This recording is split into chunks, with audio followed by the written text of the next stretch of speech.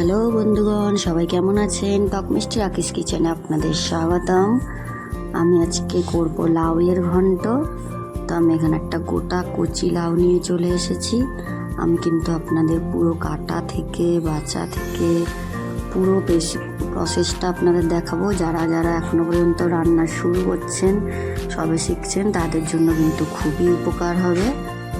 আমার ভিডিও ভালো লাগলে প্লিজ সাবস্ক্রাইব এবং লাইক কমেন্ট শেয়ার করে দেবেন। তো যারা সবে রান্না শিখছেন, লাউ কাটতে জানে না, তাদের জন্য এটা খুবই উপকার বললামই আপনাদের। তো এরকম আমি লাউটাকে দু অর্ধেক করে নিয়েছি। দেখুন একেবারে কচি লাউ, খুব সুন্দর, একদম নরম।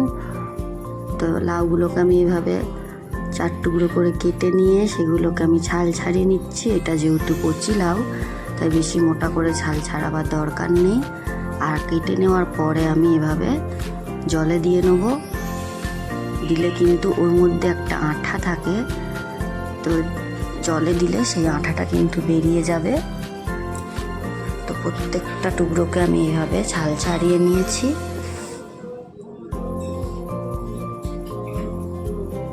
আমি কিন্তু এটা বটিতে কাটি, আপনারা ছুরিতেও কাটতে পারেন, কোনো অসুবিধা নেই। কাটার পরে এইভাবে সবগুলোকে ভিজিয়ে দিয়েছি। আর এই খোসাগুলোকেও রেখে দেবো আমি ভাজা করার জন্য। তো এবার আমি লাউগুলোকে কেটে নেবো পাতলা পাতলা করে, আলু ভাজার মতো আমি কেটেছি। ভালো করে দেখুন, যেহেতু আমি লাউয়ের ঘন্ট করব, তো আমি এইভাবে সরু সরু করে একদম আলু ভাজার মতন কেটে নিয়েছি।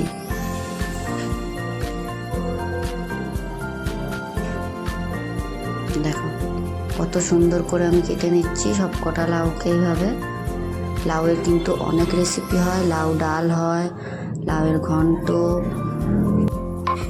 লাউ চিংড়ি, লাউ ডাল, লাউ দিয়ে কাঁকড়া। তো আমি আজকে শুধু নিরামিষ লাউ ঘন্ট দেখাবো। আপনারা যদি আর কোনো রেসিপি দেখতে চান, অবশ্যই আমাকে কমেন্টে জানাবেন। তো সব কটা লাউকে আমি এভাবে কেটে নিয়েছি। আর আদা দেবো, তো আদা আমি অতটা টুকরো দিয়ে নিয়েছি। একটা টমেটোও দেবো, টমেটোগুলোকে এভাবে সরু করে কেটে নিয়েছি। আর একটা আলু দিচ্ছি, আলুগুলোকেও আমি ছোট ছোট করে কিউব করে কেটে নেব।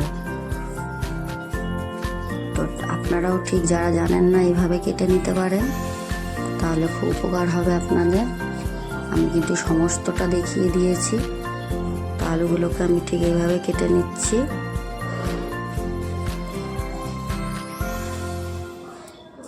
দেখুন আমার আলুগুলো কাটা হয়ে গেছে। আর আমি এর মধ্যে দেবো ছোলা, যেটা আমি আগের দিন রাত্রে ভিজিয়ে রেখেছি, আর দেবো বড়ি।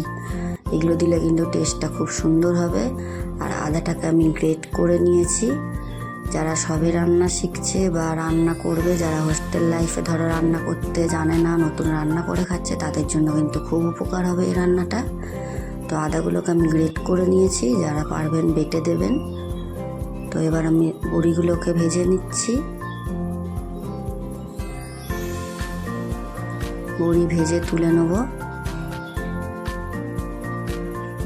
আমার সব কটা বড়ি ভাজা হয়ে গেছে। এবার আমি আলুগুলোকে দিয়ে দিচ্ছি, আলুগুলোকেও ভেজে তুলে নেব।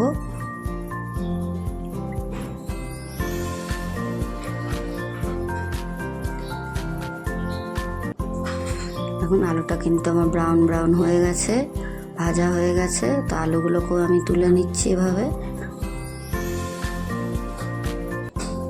তো এবার কড়াইতে আর একটু অল্প পরিমাণে তেল দিয়েছি, দিয়ে ফোড়ন দেবো সাদা জিরে, একটা শুকনো লঙ্কা আর তেজপাতা। এবার আমি আদাগুলোকে তেলের মধ্যে দিয়ে নিচ্ছি। দেওয়ার পরে আমি টমেটোগুলোকে দিয়ে নেব, দিয়ে আমি মশলাটাকে এবার কষবো। তো টমেটোটা নরম হওয়ার জন্য আমি একটু নুন দিয়ে নিচ্ছি, যাতে টমেটোটা নরম হয়ে যায় তাড়াতাড়ি। তো এবার আমি ছোলাগুলোকে দিয়ে নিচ্ছি, কারণ ছোলাগুলো কিন্তু কাঁচা, এখন দিলে ছোলাটা কিন্তু সেদ্ধ হয়ে যাবে।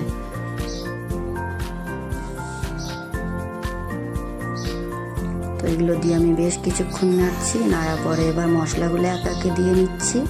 হলুদ গুঁড়ো, জিরে গুঁড়ো, তো আমার ছোটো চামচ, তাই আমি 2 চামচ 2.5 চামচ মতন দিয়েছি জিরে গুঁড়ো।